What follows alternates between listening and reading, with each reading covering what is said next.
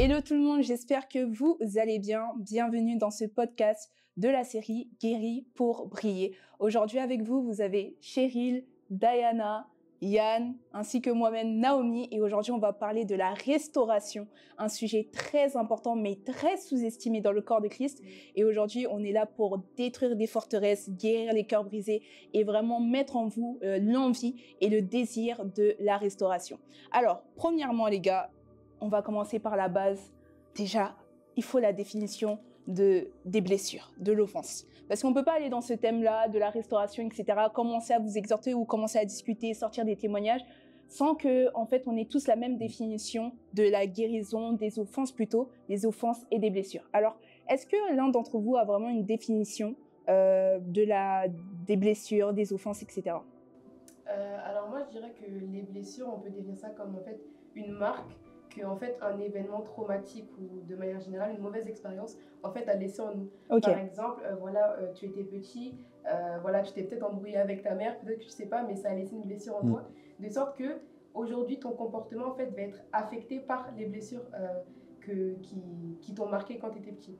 Okay. Donc on comprend qu'en fait les blessures, même si c'est quelque chose qui, peut-être c'est quelque chose qu'on a oublié, faut pas oublier que, moi j'aime bien une phrase que j'ai entendue un jour qui en fait nous dit que, en fait l'âme elle oublie rien. Wow. C'est-à-dire que les blessures par lesquelles on est passé quand on était petit, même si peut-être tu avais 2 ans, 3 ans, en fait peut-être que mentalement tu l'as oublié, mais à l'intérieur de toi il y a toujours un souvenir et ça se voit même par les réactions qu'on a. Okay. Quand on a des réactions, on ne sait pas qu'en fait ces réactions, en fait elles sont posées parce que, je sais pas, peut-être tu avais 5 ans, on t'a blessé et aujourd'hui ça a laissé une trace en toi. Wow. C'est ça, et j'aime beaucoup ce que tu dis parce qu'en fait les blessures, il faut comprendre que les blessures, ça va pas être forcément visible à l'œil nu, mais ça va être visible au travers de ton comportement. Ça va être visible au travers de ta mentalité, au travers de ta manière de penser. Des fois, tu vas vivre des événements qui vont comme causer un traumatisme en toi, dans ton âme, et ça va en fait comme influencer maintenant ta manière de penser. Et ta manière de penser ne sera pas en fait le reflet de la parole de Dieu, mais ce sera le reflet juste de ce que tu as vécu et le reflet de tes blessures. Donc en fait, il faut comprendre que en fait les blessures, c'est comme tu as dit, en fait, des douleurs qui vont être causées par des traumatismes et en fait qui vont vraiment influencer ta manière de penser. Et c'est pour ça qu'il faut vraiment chercher à ce que la parole de Dieu puisse être le reflet de notre manière de penser et pas ce qu'on a vécu.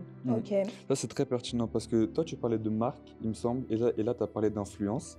Et quand j'ai demandé à ChatGPT en fait, la définition des blessures intérieures, il m'a simplement répondu ce sont des souffrances psychologiques liées à des expériences du passé. Donc vous parliez de ça, du fait que oui, c'est lié en fait aux expériences passées tout simplement. Et en fait, ces souffrances-là vont faire quelque chose, comme tu as dit, ils vont influer notre comportement et plus particulièrement aussi notre manière de se comporter avec les autres, surtout. Vous voyez?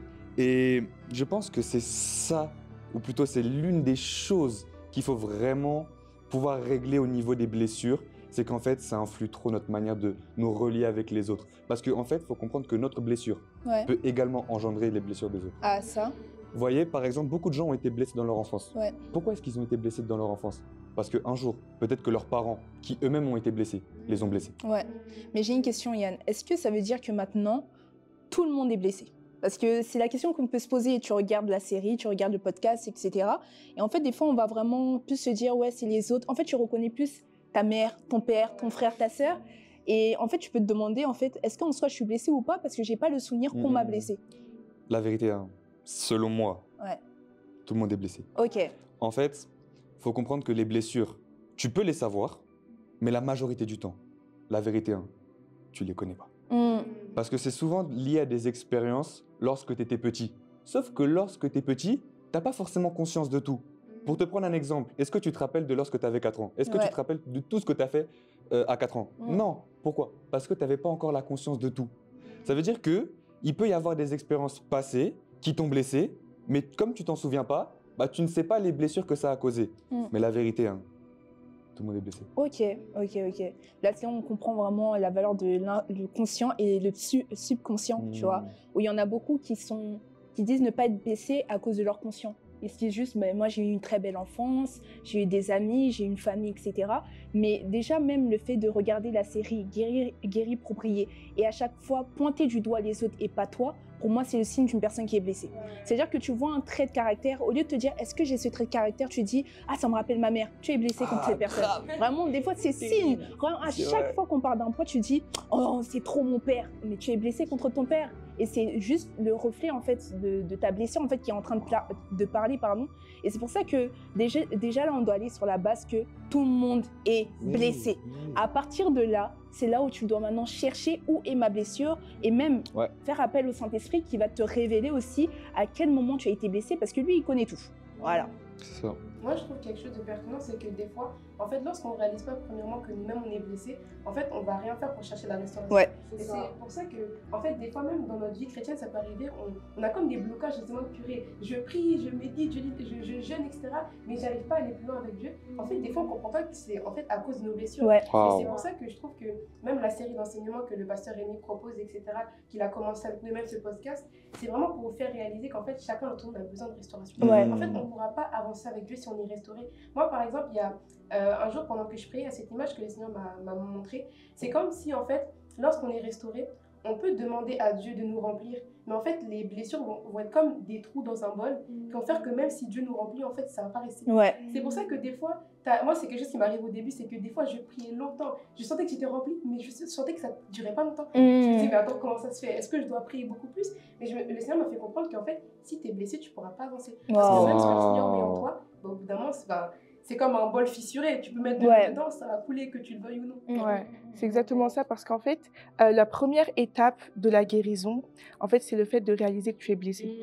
Parce qu'en fait, si tu ne réalises pas que tu es blessé, tu vas pas mettre tout en œuvre pour guérir. Et en fait, le problème, c'est que beaucoup d'entre nous, on réalise pas qu'on est blessé, ou du moins, on ne veut pas ouvrir les yeux sur nos blessures. Et c'est pour ça que moi, j'aime trop, parce que, en fait, dès le commencement de cette série, en fait, il y a plusieurs personnes qui m'ont dit, ok, là, j'ai vraiment réalisé que je suis blessée. Parce que, en fait, la parole de Dieu vient mettre le doigt sur tes blessures. Elle vient vraiment t'ouvrir les yeux sur le fait que là, tu as des points, en fait, qui doivent être restaurés dans ta vie, tu vois. Et du coup, maintenant, à partir du moment où tu réalises vraiment que toi, tu es blessé, c'est de là que tu peux mettre tout en œuvre. Tu peux commencer à demander à Dieu la restauration, tu peux passer des temps particuliers dans la présence de Dieu, il va vraiment te restaurer. Mais si tu ne réalises pas que tu es blessé, tu vas rien mettre en œuvre pour pouvoir être restauré et tu ne vas pas pouvoir vraiment grandir, tu vois. Parce qu'en fait, Dieu va utiliser des personnes, en fait, qui, comme, en fait, viennent à lui et disent, Seigneur, je sais que j'ai des faiblesses, je sais que je manque de restauration, je sais que je suis blessé, mais je sais aussi que tu es le Dieu qui restaure. Je sais aussi que tu es le Dieu qui guérit. Alors, j'accepte que tu puisses me guérir et donc que tu puisses m'utiliser. C'est ça. En fait, il faut comprendre que, bien qu'avant, on ait dit que oui, tout le monde est blessé, etc. C'est le cas, hein, mais la vérité, ce n'est pas une fatalité. Oui, en fait, c'est vrai. Regardez, il y a tellement de passages dans la Bible. Il y a tellement d'histoires bibliques, de personnages bibliques qui ont été blessés, mais qui, au final, un jour, ont accompli l'appel de Dieu. Il faut comprendre que les blessures, parfois, ça t'empêche d'être utilisé par Dieu. Enfin, même pas parfois. Souvent. Très souvent, très souvent. Mais la vérité, hein, si tu reconnais ta blessure, que tu demandes à Dieu la guérison et que Dieu te guérit, Dieu va le faire déjà de 1 et de 2, tu vas accomplir l'appel en fait. Il y a tellement de passages, je pourrais citer, je sais pas, David, Moïse, Pierre, Jérémie, tout le monde. C'est-à-dire que tous les personnages, je te promets, tous les personnages de la Bible ont un jour été guéris. Ou un jour été blessés et guéris. Pourtant, 2000 ans après, voire même 4000, 5000 ans après, on parle encore d'eux. Ouais. C'est vrai. Les blessures, c'est pas une fatalité, mais il faut être guéri. Oui, c'est vrai. Moi, j'aime bien parce que ce que tu dis, c'est qu'en fait, c'est pas une fatalité. Et même moi, pour moi, je me dis, ça nous pousse à créer une dépendance au Saint-Esprit. Parce que c'est là où seulement lui pourra te guérir. Parce que les blessures, on a déjà essayé d'en parler avec des amis, etc. Mais on se rend compte que ça guérit rien. Ça fait du bien, tu vois, d'en parler. Oui, mon père m'a fait ci, ma mère m'a fait ci, etc. Mais au fur et à mesure du temps, tu te rends compte que tu en as parlé, mais la blessure est toujours ouverte. Mais le fait d'en parler avec le Saint-Esprit et vraiment demander son aide crée une dépendance et même une histoire avec lui. Donc vraiment se dire que ce n'est pas une fatalité, moi j'aime bien parce que beaucoup vont rester dans cette culpabilité-là de se dire « purée, j'aurais dû t'y guérir plus tôt, j'aurais eu des fruits plus tôt, j'aurais pu avancer avec Dieu plus tôt, etc. » Mais ça ne sert à rien. Genre vraiment, ça ne sert à rien. Là, tu te ralentis même plus qu'autre chose. Juste reconnais que tu es blessé, demande au Saint-Esprit de guérir ton cœur et tu vas voir qu'il y aura une nouvelle histoire qui va s'écrire et même il y aura d'autres personnes qui vont se reconnaître dans cette histoire-là. Donc ça va encore plus bénir des gens. Donc vraiment, j'aime beaucoup l'aspect de ce n'est pas une fatalité. Et moi, je trouve ça trop pertinent ce que tu dis parce que tu dis que ça crée une dépendance avec le Saint-Esprit. Et ça me rappelle plusieurs passages de la Bible. Lorsque même des personnes comme Jérémie, comme Moïse ne vont pas croire en ce que Dieu peut les utiliser, Dieu va leur dire « je serai avec toi ». En fait, Dieu va leur faire réaliser que dans tes faiblesses, c'est moi ta force. Il va leur faire réaliser que, en fait, je suis le Dieu qui te donne la force, je suis le Dieu qui te guérit, je suis le Dieu, en fait, qui marche avec toi. En fait, des fois, on a du mal à se voir loin, on a du mal à se voir être utilisé par Dieu à cause de nos blessures, mais on ne réalise pas qu'on ne va pas faire ça tout seul, en fait. C'est Dieu qui est avec nous. Et moi, j'aime trop lorsque Dieu va leur faire réaliser, mais je serai avec toi, je te dirai telle chose. En fait, tu ne vas pas tout seul, en fait. C'est moi qui suis avec toi. En fait, c'est ça, en fait, le fait de réaliser qu'on est blessé. En fait, ça crée vraiment une relation intime avec l'Esprit de Dieu. En fait, quand tu es blessé et que tu réalises que tu as besoin de lui, en fait, ça crée une dépendance et une intimité particulière parce qu'en fait, il devient ta force. Il devient ton Dieu qui guérit. Et le problème, c'est que des fois, en fait, on pense qu'on va faire certaines choses tout seul, par nos propres forces. Sauf que non, c'est par son esprit. Je trouve ça trop pertinent. Mais moi, je reviens sur ce que tu disais par rapport au Saint-Esprit. C'est grave parce que une des premières choses que Jésus va dire à ses disciples quand il parle du Saint-Esprit, c'est « vous recevrez le consolateur et l'Esprit de vérité ». C'est que même Jésus savait, les gars, vous êtes blessés. Ouais, c'est dingue. Hein. Ne vous inquiétez pas, j'envoie le Saint-Esprit pour que lui, en fait, il puisse vous aider à faire l'œuvre à laquelle je vous ai appelé. Parce que le problème, c'est que des fois, on a des grandes aspirations. Oui, je vais être apôtre, je vais être prophète, etc. Amen. Mais la vérité, tant que tu es blessé, Dieu ne pourra pas t'utiliser au potentiel. Parce que je me dis que, en fait, je crois que même Dieu ne peut pas pleinement faire confiance à quelqu'un qui est blessé. Parce qu'en fait, quand tu es blessé, tu vas être guidé par tes émotions, par tes sentiments, par tes pressentiments. Mais au final, la Bible dit que vous êtes fils de Dieu lorsque vous êtes conduit par le Saint-Esprit, par vos émotions. Ça veut dire que c'est comme si Dieu veut nous utiliser, oui, mais tant qu'il n'est pas sûr que non, je sais que ton cœur, il m'appartient à 100%, il préfère ne pas prendre le risque. Bien sûr, il va nous faire passer par ce processus de restauration, mais tant que c'est pas complet, il va dire, ok, reste dans ma présence, reste ici, je vais te former, je vais te façonner, et ensuite, quand je sais que tu es prêt là, je vais t'envoyer. Mais regarde, tu vois, dans le psaume 23 au verset 3, la Bible va dire, il restaure mon âme, virgule, il me conduit. En fait, ta conduction, donc autrement dit ta dépendance, etc., ta conduction par le Saint-Esprit dépend de ta restauration avant. En fait, il faut comprendre que lorsque tu es restauré, Dieu peut t'utiliser. Pourquoi? Parce que lorsque tu es blessé, c'est comme si le diable, vu que le diable n'est pas omniprésent, le diable veut, par certains moyens, avoir accès à toi. Et en fait, par les blessures, le diable va comme avoir un accès à toi. Bien sûr que oui. Et du coup, Dieu ne pourra pas t'utiliser à 100% parce qu'il y aura certaines blessures qui vont autoriser l'accès au diable. Oui. Moi, j'aime beaucoup parce que tu parles de conduite. Et en fait, on comprend une chose, c'est que en fait, quand tu as les blessures, les offenses, en fait, tu as le mauvais système de pensée. Mais avant tout acte, il faut avoir la pensée en fait, qui va avec. Et en fait, on ne comprend pas, on se dit, mais non, je suis blessée, je vais régler ça plus tard. Alors que, en fait, plus tu retardes ta restauration, plus tu retardes les actes qui vont faire en sorte que tu suives véritablement le Saint-Esprit. Parce que, en fait, avant tout acte, il y a une pensée. C'est pour ça que même il y a les 4 évangiles avant les actes. C'est-à-dire qu'il y a d'abord la parole de Dieu avant les agissements. Et quand, en fait, tu n'as pas le bon agissement, c'est pour ça que tu appelles les bons actes qui suivent. Et il y en a beaucoup qui se disent, mais je comprends pas, je vais le dimanche à l'église, je vais même aux réunions de réveil, etc. Tout. Je sers à l'église, mais je comprends pas, je tourne en rond. En fait, tu tournes en rond parce que ta mentalité n'est pas en accord avec la parole de Dieu. C'est pour ça qu'on peut regarder, le peuple d'Israël va sortir en un jour d'Égypte, mais ils vont rester 40 ans dans le désert. C'est-à-dire qu'il y avait une terre promise pour eux, mais tant qu'ils n'avaient pas la bonne mentalité, ils ne pouvaient pas avoir accès à cela. C'est-à-dire que tu peux être sauvé. Et même, je pense que toutes les personnes qui regardent ça sont sauvées. Si tu n'es pas sauvé, tu peux faire la prière de repentance, voilà. Mais si, là, tu regardes, tu es sauvé, d'accord. Mais tu as remarqué une chose, c'est que la prière de repentance prend même pas 2 minutes. Mais pour avoir la bonne mentalité, ça prend du temps. C'est un processus. Et tant que tu ne prends pas la décision de guérir maintenant, tu ne sais pas que tu retardes toute ta vie. Et des fois, tu te dis, c'est quoi? C'est un manque de foi? C'est un manque de renoncement? C'est un manque de sainteté? Non. C'est un problème de mentalité et un manque de restauration. Manque de restauration fait que ça retarde même tes actes, en fait. Tu vois? Mais je me dis en fait que beaucoup peut-être évitent la restauration parce qu'ils savent que ça va faire mal au bout. Ah, ben oui, ça fait mal. Je me souviens d'une situation, j'étais en train... Bon, ça date un peu, mais je parlais avec une sœur et je savais vraiment qu'elle avait besoin de restauration, même je l'exhortais par rapport à ça. Mais elle m'avait clairement dit, en fait, je veux pas parce que je sais que Dieu va appuyer là où ça fait mal. Et le problème, c'est qu'on a comme du mal à faire confiance à Dieu parce qu'on se dit, oui, mais s'il me rappelle ce souvenir, ça va me blesser. Parce que dans tous les cas, j'aime bien un jour, le pasteur Rémi avait parlé de ça. Il avait donné cet exemple, c'est que si par exemple, je suis blessée quelque part sur mon corps et que je vais à l'hôpital, mais que moi-même, je ne monte pas au médecin là où j'ai mal, en fait, il ne pourra pas savoir. Il ne pourra rien faire. Bien sûr, Dieu est omniscient, Dieu sait tout, etc. Mais Dieu respecte notre... Ça veut dire que Dieu peut avoir la volonté de te guérir. Si toi-même, tu ne décides pas de t'abandonner entre ses mains, en fait, il ne pourra rien faire. C'est comme ce qui s'est passé avec Isaac lorsque Abraham a voulu sacrifier. On voit qu'Isaac, même si, voilà, j'imagine qu'il voulait peut-être pas, j'imagine, mais à aucun moment on voit dans la Bible qu'il a répondu. Donc il a commencé à se débattre. Non, il s'est laissé faire. Et au final, bon, gloire à Dieu, il n'est pas mort. Mais on voit quand même qu'il avait quand même cette mentalité de se dire, si mon père a dit ça, ça va aller. En fait, je me dis qu'on doit comme développer cette confiance en Dieu en croyant que si c'est lui-même qui nous amène là-bas, en fait, il sait pourquoi il le fait. Et comme on l'a dit au début, dans tous les cas, s'il n'y a pas la case restauration, il n'y aura pas la case accomplissement de l'appel. Ah oui, c'est exactement ça. C'est trop important. Et des fois, on ne réalise pas. Je me rappelle, le pasteur Rémi disait ça aussi, que nous ne sommes pas nos blessures, en fait. En fait, on pense des fois que passer par la case restauration va comme nous enlever une partie de nous. Ou parce qu'on se dit, ouais, non, mais je suis comme ça. Mais non, tu n'es pas comme ça. La Bible dit que nous avons été créés à l'image de Dieu et à sa ressemblance. Mais les points de ta personne qui ne ressemble pas à Dieu, c'est que ce n'est pas toi en fait. C'est des points qui ont été créés par des blessures. C'est des pensées, une mentalité, une manière de penser qui a été créée par des blessures. Et du coup, en fait, c'est lorsque le Seigneur va opérer ce processus de restauration, il va te faire devenir en fait ce que tu dois être vraiment.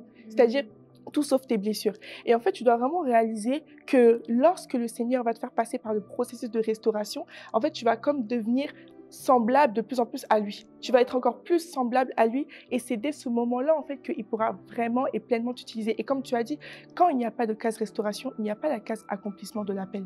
Lorsqu'on voit des personnes comme Moïse qui ont été utilisées, au début certes ces personnes ne croyaient pas en elles, mais le Seigneur leur a fait passer par un processus, le Seigneur leur a fait passer par un processus et qui ont fait en sorte que ces personnes accomplissent l'appel de Dieu pour leur vie.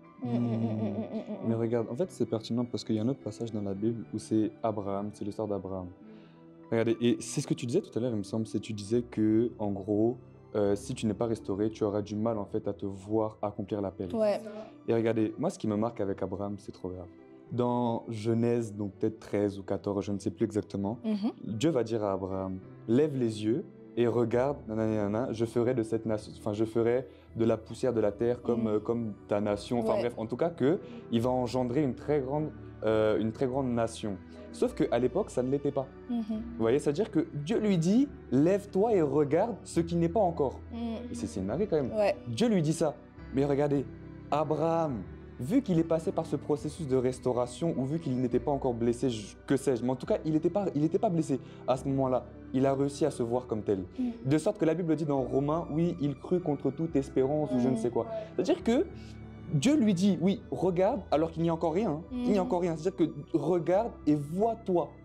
Et ça, pourquoi? Parce qu'il était restauré. Parce qu'il était restauré. Et c'est là où on en vient au fait que parfois, ce qui est le plus blessé en nous, c'est notre foi.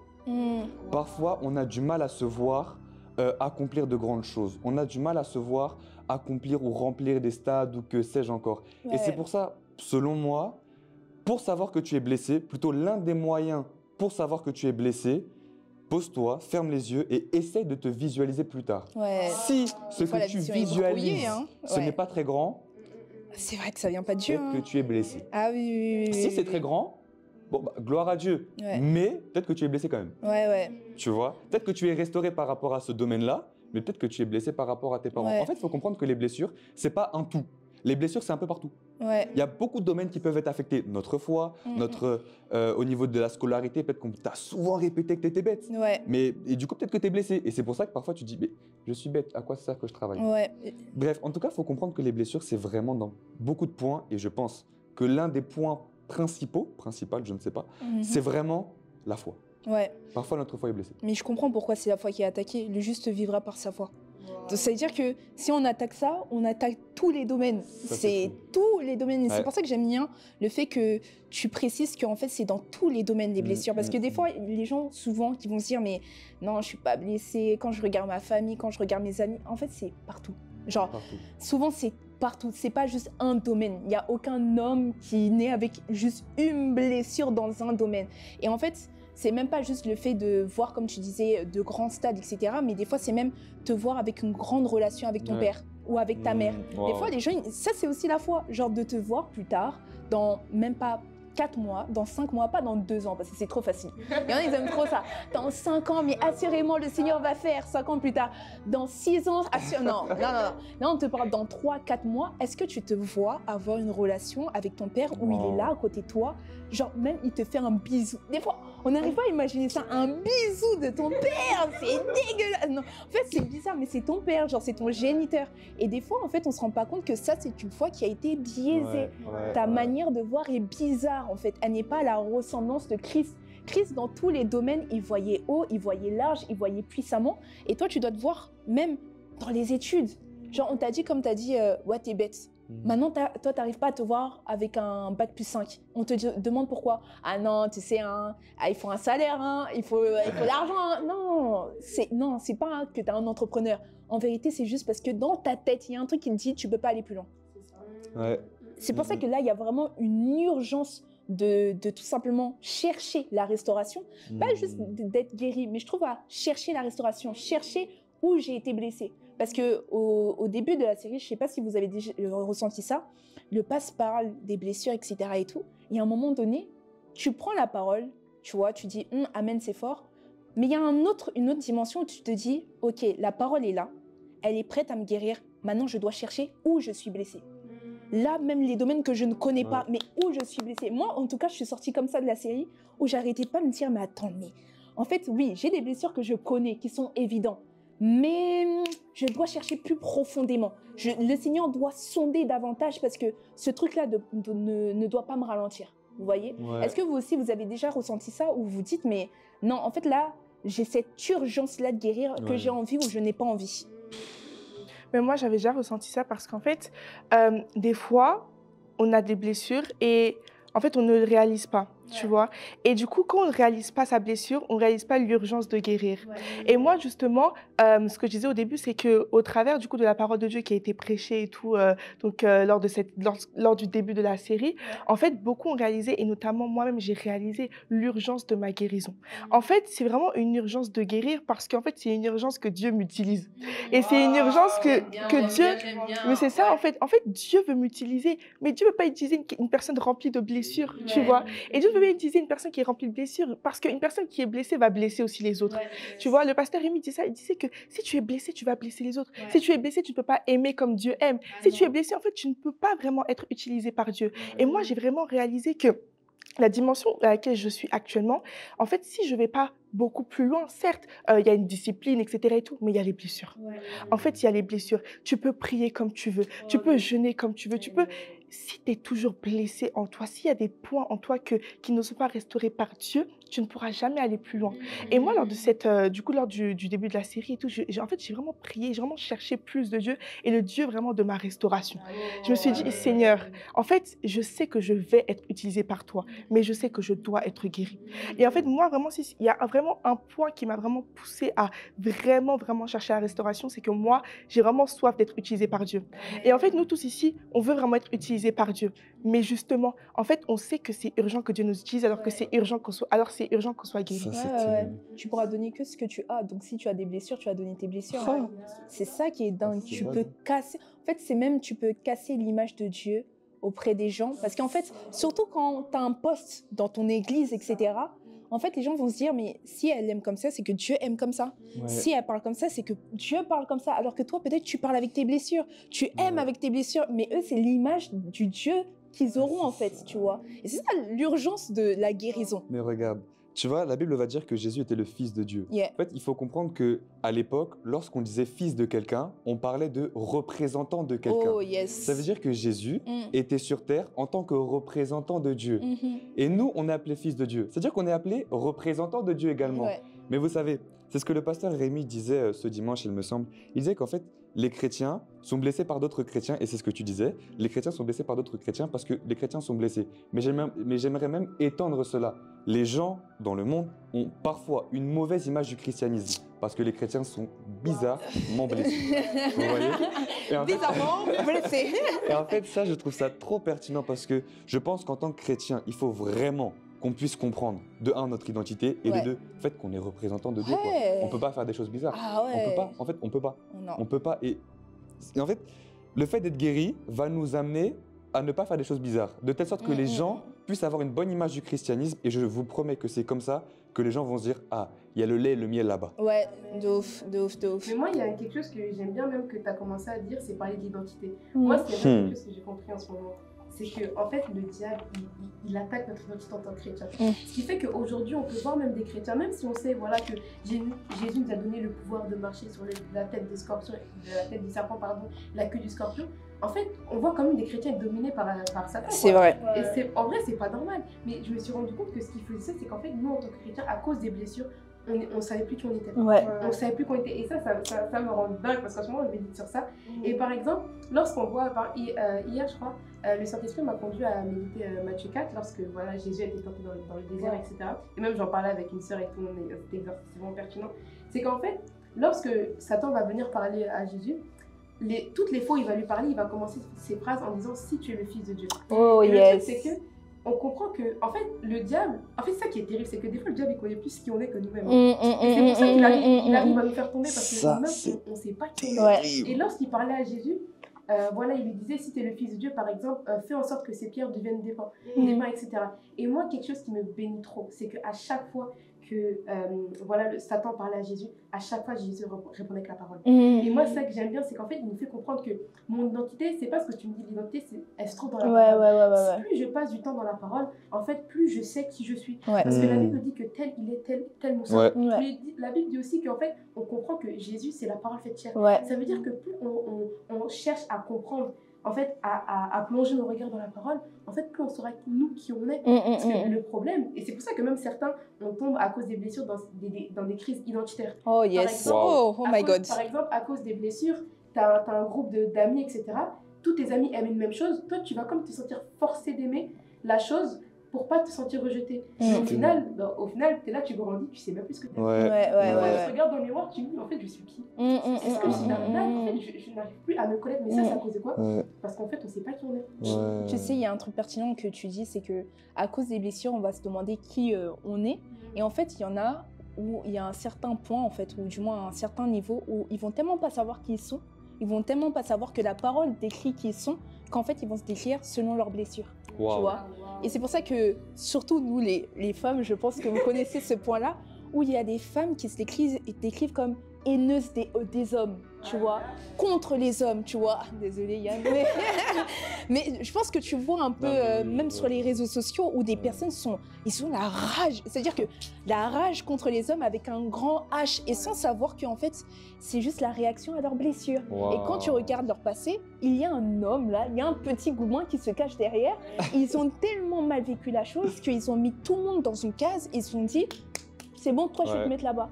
Et je suis désolée, peut-être je vais aller loin, mais c'est même ça avec le racisme, hein, tu vois. C'est bête, hein, on peut se dire, mais non et tout, mais il y en a beaucoup, quand tu regardes bien, ils ont été blessés par rapport à une couleur de peau, par rapport à une origine, par rapport à une certaine catégorie de personnes, ou directement, ils vont voir une personne, ils vont dire, je l'aime pas. Pourquoi? Je sais pas, je l'aime pas. Mais c'est juste parce que quand il avait 10 ans, on l'avait rejeté, on avait dit, toi, t'as rien à faire avec nous. Et au final, à 26 ans, ils retrouvent ce même groupe de personnes, ils se disent, mais non, ça peut pas passer entre nous. C'est faux. C'est juste tes blessures qui n'arrivent pas à être contre, ou du moins être en face à face de quelque chose qui peut encore de nouveau le blesser, tu vois. Et donc, c'est là où on voit que en fait, les blessures ont pour but de t'éloigner de la parole.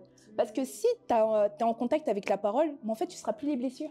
Tu te décriras plus comme la blessure, et même ta personnalité ne dépendra plus de ta blessure, en fait, tu vois. Tandis qu'il y en a, c'est vraiment leur personnalité, leur blessure. Mais regarde, tu vois, la Bible va dire dans Colossiens 3, 4, bon bref, Colossiens, il va dire en fait que l'homme nouveau, ayant revêtu l'homme nouveau, etc., en fait, il se renouvelle dans la connaissance. C'est-à-dire que, en fait, pour moi, le mot renouveler, je l'interprète vraiment comme en fait changer de mentalité, autrement dit de guérir, parce que tu changes de mentalité en adoptant la mentalité de Dieu, et c'est en guérissant que tu adoptent la mentalité de Dieu. Ouais. Donc pour moi, le mot renouveler, je le considère vraiment comme étant le fait de guérir. Mais la Bible va dire de renouveler dans la connaissance. Et c'est là où on parle de la Bible. Ouais. Se renouveler dans la connaissance. Tu te renouvelles, tu changes de mindset en lisant la Bible. Et c'est pour ça que le diable parfois va nous éloigner de la parole. Ah, ça. Et c'est pour ça que parfois il instaure la flemme Ah, de lire. ça. Et vraiment, en fait, juste la flemme de lire, pas forcément que la Bible, hein, mais la Ouais. flemme de lire. Et c'est pour ça que chez les jeunes, non. Même c'est un moi, en fait, fléau. j'ai été tellement attaqué par cette flemme de lire. C'est-à-dire qu'à l'école, ne faites pas ça. À l'école, je ne lisais aucun livre. Ouais. C'est-à-dire que même pour le bac, le livre là qu'il fallait présenter, je sais pas quoi, je l'ai pas lu. Ah, J'y suis allé, etc., vraiment sans lire. En fait, pourquoi? Parce que le diable veut vraiment instaurer une flemme de lire. Pourquoi? Parce qu'il savait que c'est en se renouvelant dans la parole Yes. que on guérit. Yes. Et alors, la Bible va dire que alors, selon, en fait, c'est il se renouvelle dans la connaissance selon l'image de celui qui l'a créé. Ça veut dire que tu te renouvelles dans la connaissance dans la Bible en ayant en fait un template qui est Jésus. Pourquoi? Parce que dans la connaissance, dans la Bible, il y a le template de ta vie qui est Jésus. C'est tellement pertinent quand tu parles de la parole. Et en fait, moi, ça me bénit trop parce que, en fait, même comme tu disais, en fait, c'est dans la parole que tu vas trouver ton identité en Christ. Et le problème, moi, je parlais de ça et tout avec des frères et sœurs et tout, je leur demandais qu'est-ce que la Bible dit de vous. Et certains, ils ne savaient même pas. Et en fait, le problème, c'est que tu ne sais pas ce que la Bible dit de toi, du coup, tu vas te calquer à ce que les hommes ont dit de toi.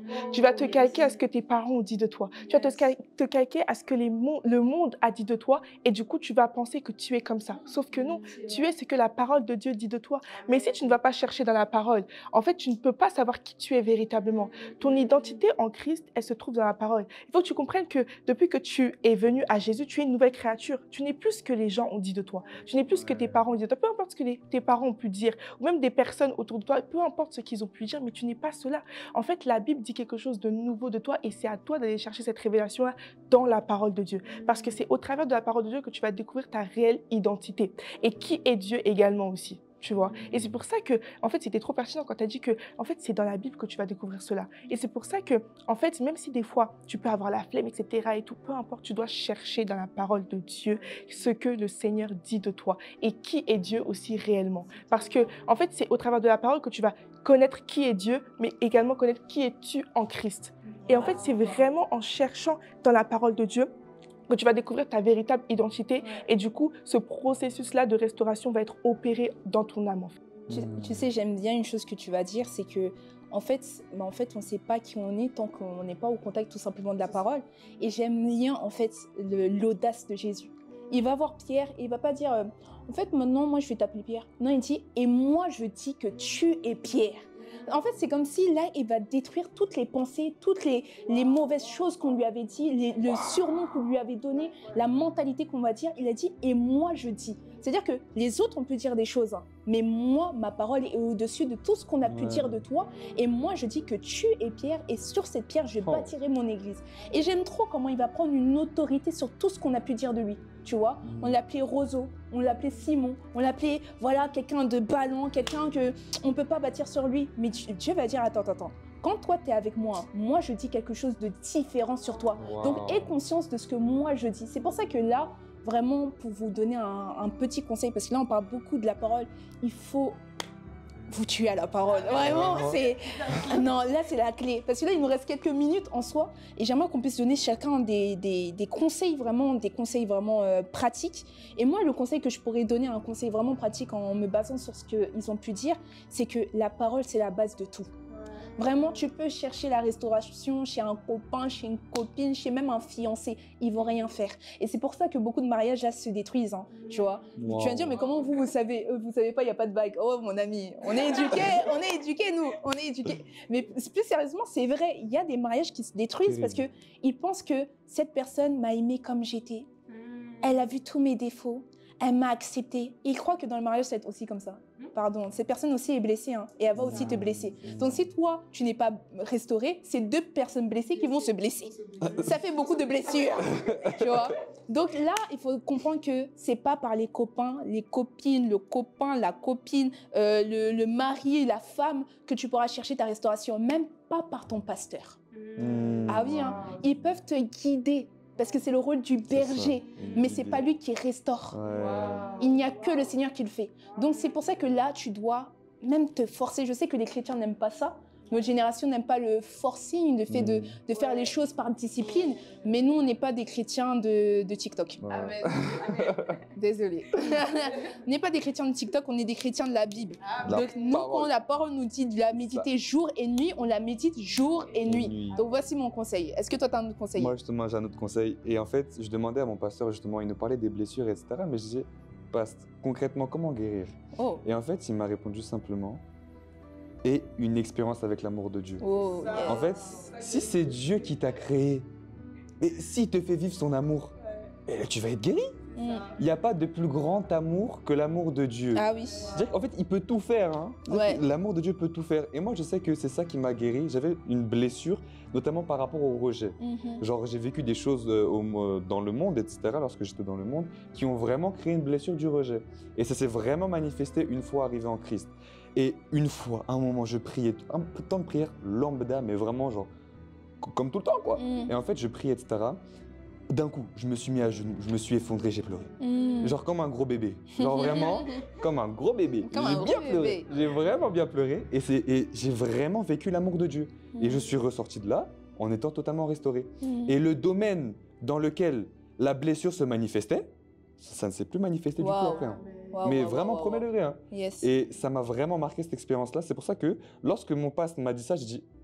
Ouais.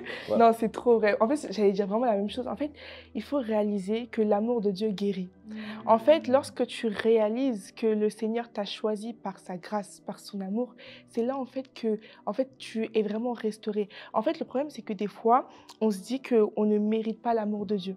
Et en fait, nos blessures nous font croire qu'on ne mérite pas l'amour de Dieu. En soi, c'est vrai, on ne mérite pas l'amour de Dieu, mais on doit justement réaliser que justement parce qu'on ne mérite pas, il nous aime en fait, et c'est par sa grâce. En fait, tu ne mérites pas l'amour de Dieu, mais justement, dans sa grâce, Dieu a décidé de t'aimer. Et justement, il a décidé également de te restaurer. Mais si tu ne réalises pas l'amour de Dieu, si tu ne réalises pas en fait le fait que tu es un choix de la grâce, comme le pasteur Rémi nous dit, en fait, tu vas toujours être basé sur tes blessures et sur le fait que tu ne peux pas. Tu vois, tu vas être basé sur le fait que tu ne peux pas faire ce genre de choses. Le rejet va te faire croire que tu ne peux pas, que tu ne peux pas en fait mériter l'amour de Dieu ou quoi. Mais en fait, tu dois juste accepter que Dieu t'aime. Tu dois juste accepter en fait que Dieu t'aime, que tu ne mérites ou non. Dieu t'aime et un point c'est tout. En fait, le pasteur Rémi disait ça. En fait, Dieu t'aime, un point c'est tout. Dieu veut t'utiliser, un point c'est tout. Et Dieu veut te restaurer, un point c'est tout. Tu dois vraiment chercher à avoir en fait cette expérience avec l'amour de Dieu, où Dieu va vraiment te faire réaliser qu'il t'aime d'un amour inconditionnel et il t'aime peu importe les blessures que tu as eues, et il t'aime et il veut te restaurer peu importe les blessures que tu as eues, tu vois. Tu dois vraiment réaliser cela. Et moi, je dirais également que en fait, dans sa présence, tu peux être guéri. Tu vois, ça rejoint un peu le fait d'avoir une expérience avec son amour, mais en fait, tu dois vraiment comprendre que, en fait, dans sa présence, Dieu peut te restaurer. Et moi, ce que j'aime, en fait, c'est que moi, j'aime beaucoup un personnage de la Bible qui est appelé Moïse. Moïse, je pense que tout le monde le connaît. En fait, c'est une personne dans Exode 33, verset 17. Il y a une version qui va dire que, je paraphrase, mais Dieu va lui dire je te fais grâce car tu as trouvé grâce à mes yeux et c'est parce que je jouis d'une relation particulière avec toi. Et moi, ce que j'aime, c'est que, en fait, on voit vraiment que Moïse a été restauré de par son intimité particulière avec Dieu. En fait, c'était un homme qui ne croyait pas du tout en lui. Combien de fois le Seigneur lui a dit dans Exode 3, je vais t'utiliser, etc. Il a même dit, non, choisis Aaron, mon frère, etc. En fait, c'est une personne, il ne croyait pas du tout en lui. Il ne croyait même pas que Dieu pouvait l'utiliser. Mais en fait, on va voir petit à petit que de par son intimité, en fait, il est celui, en fait, un des plus grands leaders de sa génération. Pourquoi? Parce qu'il avait, comme Exode 33, 17 le dit, une relation particulière avec Dieu. Il avait la faveur de Dieu. Et tu dois vraiment comprendre que dans l'intimité, en fait, Dieu peut vraiment te restaurer et Dieu peut t'amener à devenir ce qu'il t'appelle à être.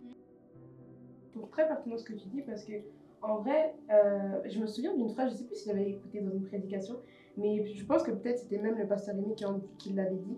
C'est qu'en fait, dans la présence de Dieu, il y a tous les éléments nécessaires à ma croissance. Wow. Mais là, en fait, on peut le relier aussi à la restauration. Ouais. Parce qu'en fait, comme tu l'as dit, en fait, l'amour de Dieu, déjà de base, tout le monde a besoin de ressentir l'amour. Tu peux pas nous faire croire que non, moi je vis tout seul, c'est faux. Tu as besoin d'amour. Le truc, c'est que des fois, comme en fait, le seul amour qu'on connaît, c'est l'amour des hommes, voilà, l'amour qui est conditionnel. Ouais. Dès qu'on va commencer à nous parler de l'amour de Dieu, on va dire non, mais c'est trop simple. C'est ça. Alors, comment j'ai fait des erreurs, mais tu m'aimes quand même. C'est trop simple. Et je me suis rendu compte d'une chose, c'est qu'en fait, le diable, lorsqu'il nous envoie des blessures, ce qu'il cherche aussi à atteindre, c'est notre définition d'amour. Waouh. C'est que des fois, en fait, Yes. on a l'impression d'être aimé, mais on est aimé sur l'amour des hommes. Et au final, lorsqu'on vient nous parler de l'amour de Dieu, on se dit non, mais en fait, on n'arrive pas à y croire. Et ça qui est terrible, c'est que même si Dieu nous parle clairement, je t'aime mon enfant, en fait, il y a les blessures qui vont parler, ils vont dire non, c'est faux, c'est impossible. Les blessures parlent. C'est terrible. Yes. C'est-à-dire que même lorsque tu as le désir d'entrer dans ce processus de restauration, en fait, tant que même, ça revient à ce que tu disais tout à l'heure, Yann, lorsque même ta mentalité par rapport à l'amour de Dieu n'a pas changé, en fait, tu vas être bloqué. Ouais. Mais moi, par rapport au conseil que je pourrais donner, ça revient un peu à ce que Chérie disait, mais c'est vraiment en fait, le fait d'avoir un cœur genre vrai devant Dieu. Ça veut dire très vrai. À aller devant Dieu. Bon, bien sûr, ça demande d'humilité, parce que je sais ça. Que, des fois, ça fait mal, mais en fait, d'aller devant Dieu et de reconnaître, Seigneur, je suis blessée. Genre, Seigneur, j'ai besoin d'aide. Parce que des fois, on est là, surtout quand voilà, on a des responsabilités à l'église, on est là en mode non, mais bon, exemple, je suis pasteur, donc je peux pas reconnaître que je suis blessée. Si tu n'arrives pas à être vrai devant Dieu, c'est compliqué. Ouais. Mais en fait, et moi, je pense que c'est même toi qui me l'avais dit un jour, c'est qu'en fait, c'était littéralement la clé du roi David. Qu'est-ce qui fait que le roi David avait même le roi David avait une vraie révélation d'amour de Dieu. Je lisais, je crois que c'est dans Psaume 57 au verset 3, qui en fait, dans la version que je lis, donc c'est la version Bible français courant, qui disait en fait, le Dieu qui ferait tout pour moi. Et quand j'ai lu ça, je me suis dit, ça veut dire que il était conscient que Dieu l'aimait trop.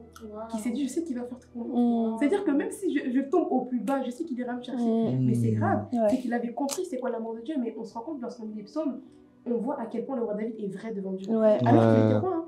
Il avait un royaume. C'est-à-dire que c'est pas juste qu'il était pasteur. Il avait un royaume. C'est-à-dire que les gens le suivaient. Des milliers de personnes le suivaient. Mais il était quand même prêt à aller dans la présence de Dieu et dire, Seigneur, là, mon âme ne va pas bien. J'ai besoin d'aide. Et moi, mon conseil, c'est vraiment le fait d'aller devant Dieu et de dire, Seigneur, j'ai besoin d'aide. Parce qu'en vrai, Dieu ne pourra pas... En fait, souvent, lorsqu'on est blessé, on va avoir l'habitude de porter des masques. Sauf qu'en vrai, Dieu ne peut pas guérir un masque. Enfin, si tu ne montres pas ta vraie version de toi, vrai, ça. En fait, si tu montres déjà que tu es parfait, à quoi bon que je te guérisse? Ah bah oui.